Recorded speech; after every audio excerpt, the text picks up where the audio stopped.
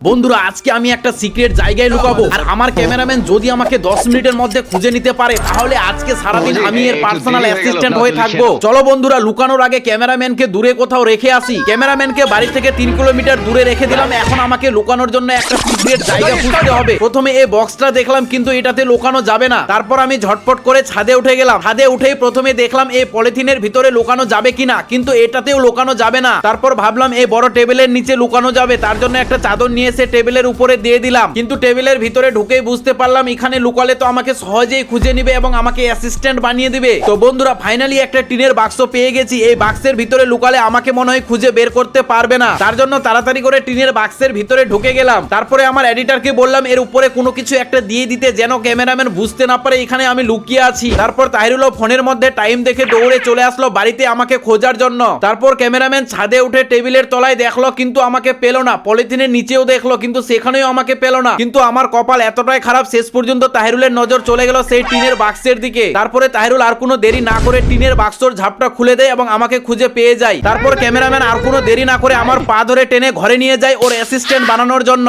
তো বন্ধুরা আমি এখন আমার ক্যামেরাম্যানকে খুশি করছি, তোমরা ভিডিওতে লাইক করে চ্যানেলটাকে সাবস্ক্রাইব করে আমাকেও খুশি করে দাও।